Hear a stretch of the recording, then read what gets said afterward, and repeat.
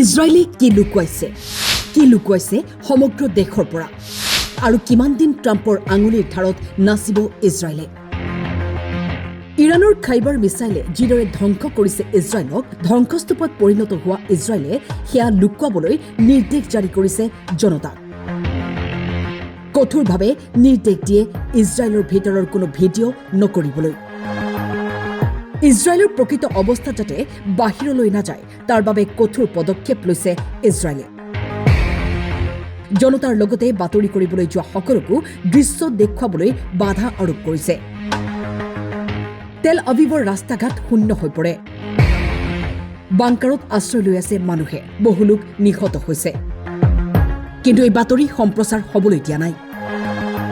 ইফালে মধ্যপ্ৰাচ্যত থকা আমেৰিকাৰ এয়াৰবেছসমূহতো ইৰাণে ধাৰাবাহিকভাৱে আক্ৰমণ কৰিছে। ট্ৰাম্পে বিচাৰিছে ইৰাণে যাতে ট্ৰাম্পৰ মতে চলে। ইৰাণৰ সৰ্বোচ্চ নেতাৰ বাছনিৰ ক্ষেত্ৰতো ট্ৰাম্পৰ দখল বিচাৰিছে। কিন্তু কাকো কেৰেপ নকৰে ইৰাণে। ইজৰাইলী সেনাৰ ধমকি, ইৰাণে নিজস্বভাৱে ছুপ্ৰিম লিডাৰ বাছনি কৰিলে খেমেনিৰ দৰে অৱস্থা কৰিব। আনফালে ইৰাণৰ নতুন ছুপ্ৰিম লিডাৰ মোজতাবা খামেনিক পুতিনে জনাইছে অভিনন্দন। ৰাছিয়াই সম্পূৰ্ণ সহযোগ কৰিব বুলি বাৰ্তা দিয়ে। এতিয়া ট্ৰাম্পৰ প্ৰতিক্ৰিয়া কি হ'ব সেয়া হ'ব গুৰুত্বপূৰ্ণ।